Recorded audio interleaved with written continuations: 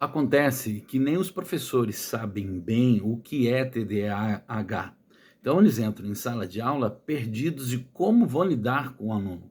Acham que TDAH é uma doença, acham que é falta de limite, que é problema em casa. E falando em casa, os pais também não sabem como lidar com TDAH. Olá, eu sou Regis Martin e este é o primeiro vídeo da Naturalmente. E nós vamos falar sobre este livro aqui, Intervenção para o TDAH, que nós preparamos para você. Seja muito bem-vindo ao nosso canal e que você aproveite todas as dicas que nós vamos trazer aqui para você e todos os estudos que vamos lhe entregar.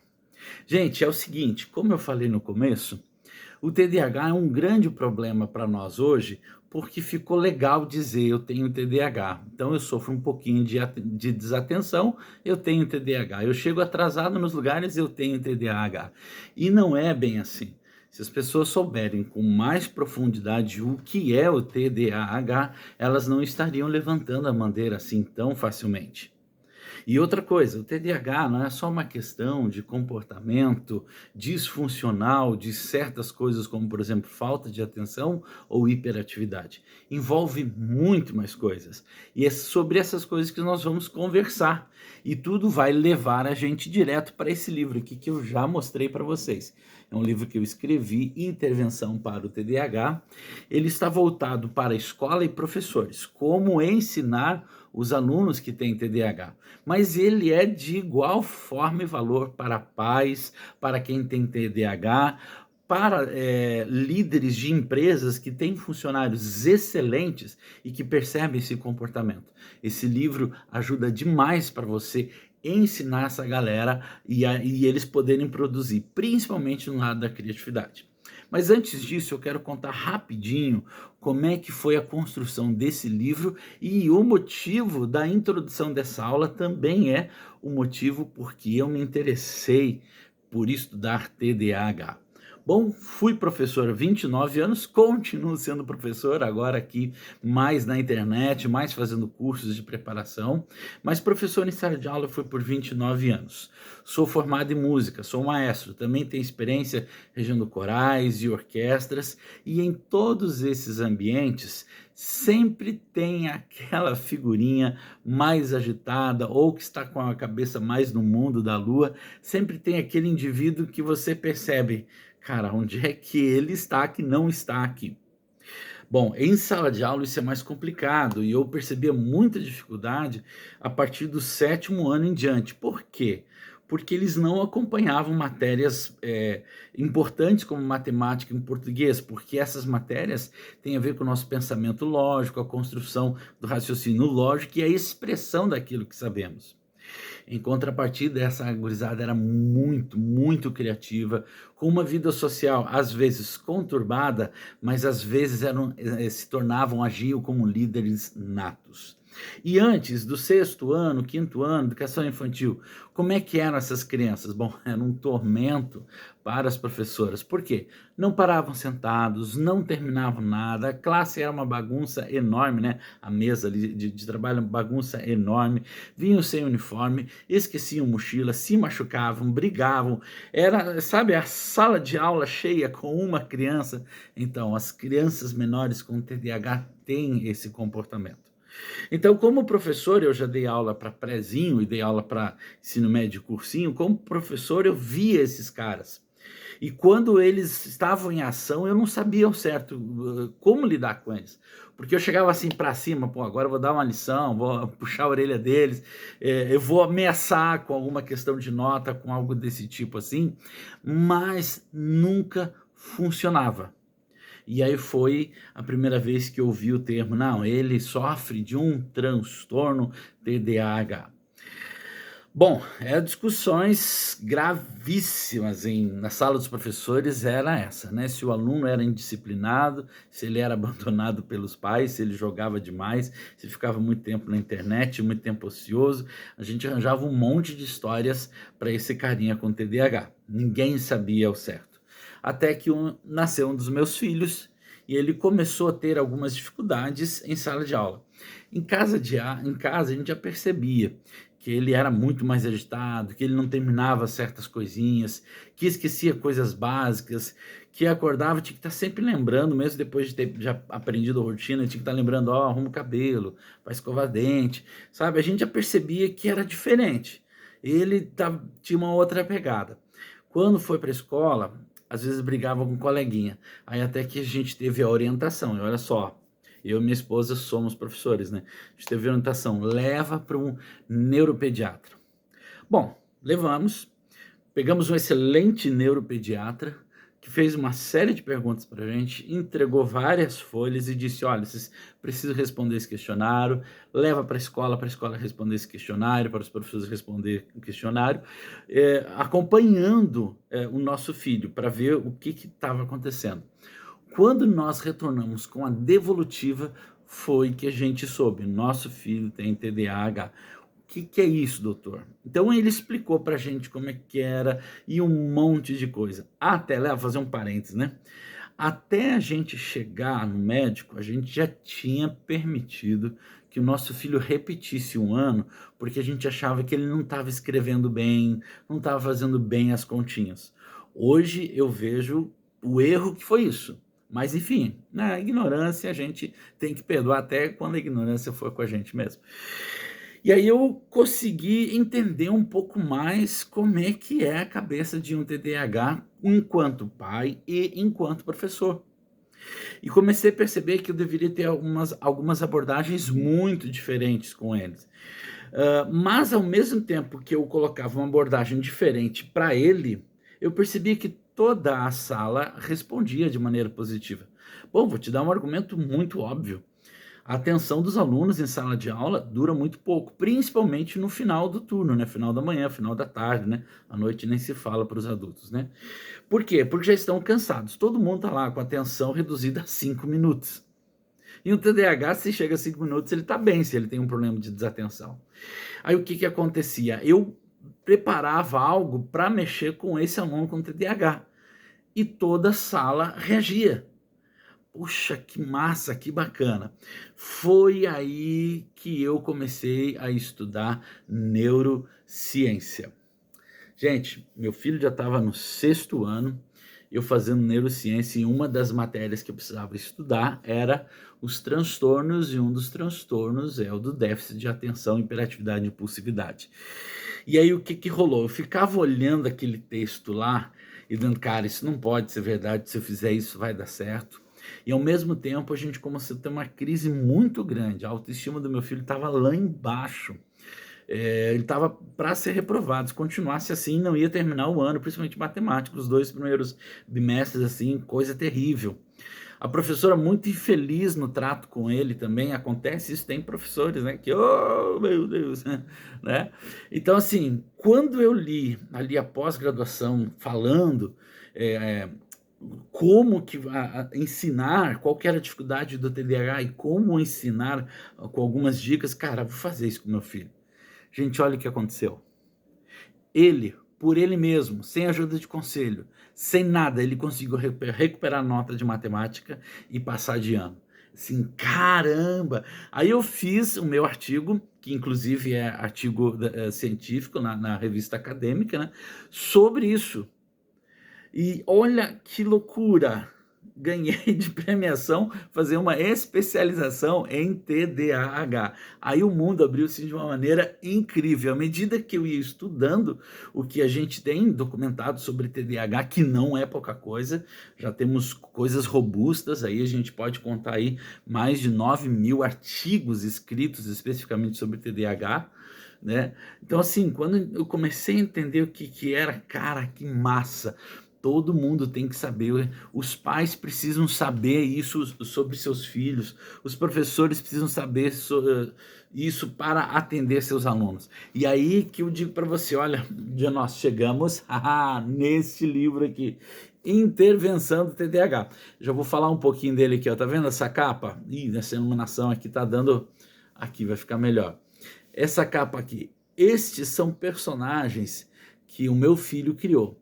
E se você perceber, tem alguns pontos de interrogação que estão ao contrário.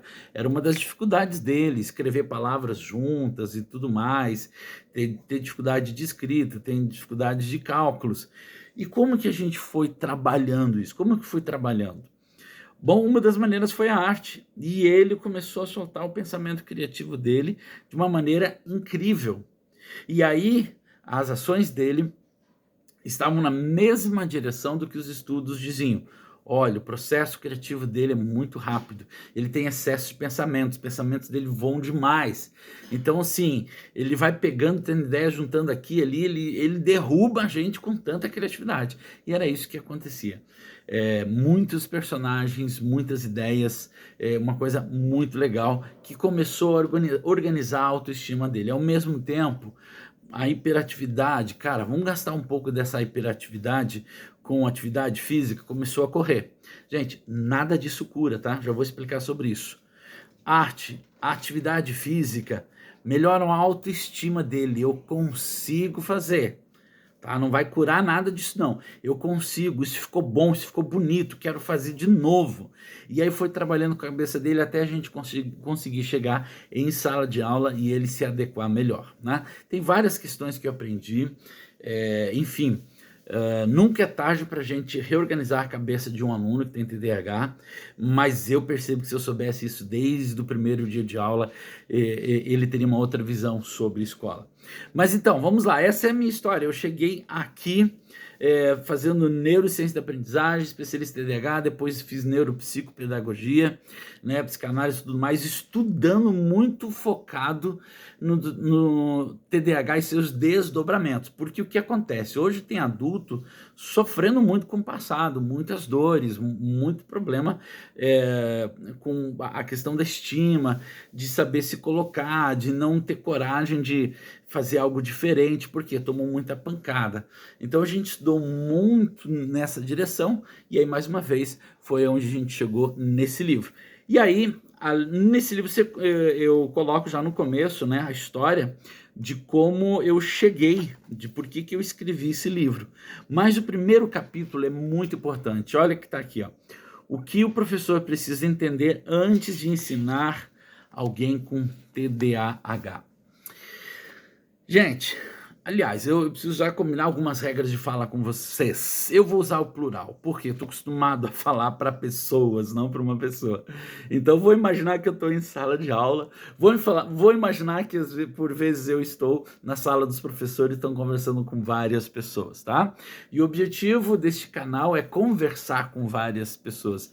E se você já achou interessante esse material, esse assunto que a gente está falando, já curte, compartilha. Esse é o nosso primeiro vídeo da Naturalmente e a gente quer continuar entregando coisas importantes e coisas de valor para você. Beleza? Dá um curte aí, dá um like aí e vamos embora. Então, por que que o que o professor precisa saber sobre o TDAH? Gente, primeiro, vamos deixar bem claro de uma vez por todas, TDAH não é doença. Não se pega, não é um vírus, não é um fungo, não é uma bactéria, tá? Não é um problema emocional, no sentido de que ele passou por um trauma. Não, tem nada a ver com isso. TDAH, ele é um transtorno neurobiológico, tá? Ou seja, o desenvolvimento de todas as etapas do cérebro ali, um pedacinho muito mínimo, pequeno, foi formado de uma outra maneira. E esse transtorno neurobiológico de origem genética, tá? Ele traz problemas de controle nos processos executivos, tá? Que são os processos executivos? São aqueles que a gente controla para fazer ou não fazer algo, para escolher ou não escolher se nós queremos prestar atenção, se nós vamos fazer, se nós não vamos fazer, se vamos ficar em pé, se vamos sair correndo ou não. Controle executivo, de forma geral, isso.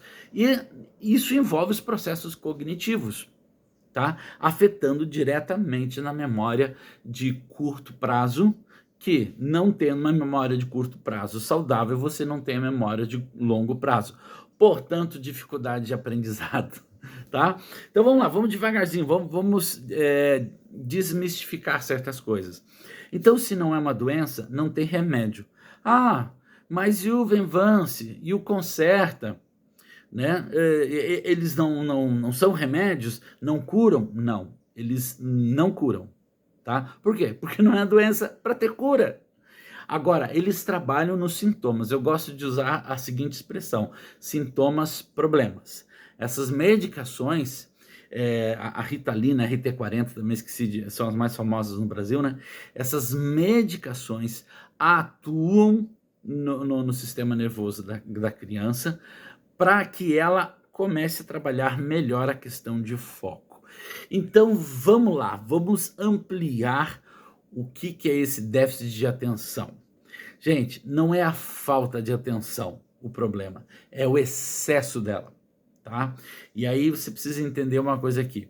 O que é um excesso de atenção? Imagina que eu tô aqui gravando esse vídeo que eu tô olhando para você, aí dá um barulhinho, eu olho pro lado, aí vem, acontece, mas eu olho pro outro lado, aí já pego aqui embaixo, eu fico atendendo todo mundo, enquanto que está acontecendo aqui na frente, passa a ser segundo plano, terceiro, quarto plano, ou seja, a dificuldade não é falta de atenção, é o excesso. O problema é o foco em algo apenas. Entende? De ficar grudado aqui. Aliás, eu gosto das consultas que a gente faz, das pessoas, será que eu tenho TDAH? Eu faço um exercício simples, olha, me fala como foi seu dia olhando para esse dedo, não tira o olho do dedo. A pessoa que tem TDAH, ela fica perdida, por quê? Porque deu um barulho, ela quer tirar o olho do dedo aqui, vai para lá, fica no desespero, eu preciso atender aquilo lá, eu não consigo ficar aqui. Então, na verdade, é a falta de foco e o excesso de atenção. Esse excesso de atenção faz com que, se a criança estiver sentada, por exemplo, numa janela, olhe toda hora para a rua, se tiver algum movimento, segue o movimento, esquece o que está acontecendo dentro da sala, né?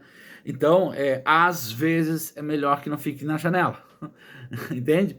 A questão da impulsividade, sabe? É aquela coisa assim, parece que é uma coisa incomoda na cadeira, tem que levantar, tem formiga, porque ela precisa sair, ela não consegue controlar a vontade de se movimentar. Entendeu? E aí, por exemplo, tá na sala de aula, o TDAH toda hora fica em pé, mexe com outros, estica a mão, gesticula, né? E aí, se você faz uma pergunta assim, por que você está em pé? Ué, por que eu deveria sentar? Vem a resposta direta, né? E se você não tem uma resposta boa para isso, você já arranjou o BO, porque TDAH pensa muito rápido, né? Então, eu aprendo melhor em pé. E aí, você vai fazer o quê? Você quer que continue não aprendendo? Então, assim, todas essas regras, essas disfuncionabilidades com o que é comum para o TDAH, em alguns aspectos, é muito difícil, como, por exemplo, prestar atenção em uma coisa só, ficar sentado, não responder, não se intrometer no meio de conversas. Então, professor, pais, educadores, de modo geral, você precisa entender que quem tem TDAH não está fazendo isso porque gosta, porque acha bonito, porque é rebelde, que sabe, não. Isso passa da vontade dele, é maior que a vontade dele, tá? A estrutura do cérebro dele promove esse tipo de ação e ele precisa treinar o cérebro dele para que controle esses sintomas problema. Sacou? Então, por isso que o professor precisa sacar o que é TDAH para ajudar o cara. Só que é o seguinte, quem é aluno, qual é o aluno que fica 100% focado com a atenção no que está acontecendo na sala? Qual aluno que não tem vontade de levantar, sair, dar uma caminhada, de pegar e responder, todos têm algum nível, né? Então, quando você prepara uma aula para o TDAH, você prepara a aula para todos. E por isso que está aqui esse livro maravilhoso para o aluno que tem TDAH, você não ficar apavorado com ele, sabe, professor? Para pai não ficar desesperado achando assim, nossa, o que eu vou fazer, meu filho? Eu sou um péssimo pai. Tem muitos pais que se frustram, tem algumas pesquisas mostrando aí que 58% dos pais se sentem fracassados no papel de pai e de mãe por conta dessas atitudes do TDAH. E não é bem assim, você precisa entender como é que funciona, tá bom? Então, nessa primeira aula, nessa introdução ao conteúdo, que a gente vai trabalhar muita coisa baseada nesse livro aqui, precisa ficar bem claro o seguinte, vamos revisar isso aqui. TDAH não é doença, não se pega, não se transmite. TDAH não é uma criança rebelde, abandonada, que fica grudada em videogames ou redes sociais da vida, apesar de poder estar em tudo isso, mas isso é para todo mundo, não é só para o TDAH. TDAH precisa de ajuda para conseguir estabelecer foco, para conseguir estabelecer autocontrole. TDAH precisa de ajuda para cumprir as tarefas, para estar com o material em dia, com a mochila em dia, com a roupa arrumadinha, tá?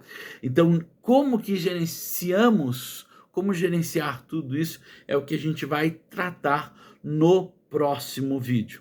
Mas entenda, professor, o que você precisa saber sobre TDAH? Ele é um transtorno neurobiológico de origem genética que atua nos processos executivos do cérebro.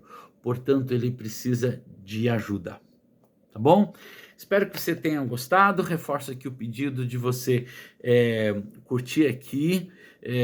Reforço o pedido de você compartilhar, falar do canal. Naturalmente está começando agora e a gente conta muito com a tua ajuda, porque nós queremos ajudar vários professores, várias famílias e principalmente a galera que está lutando aí com esse transtorno. Tá bom?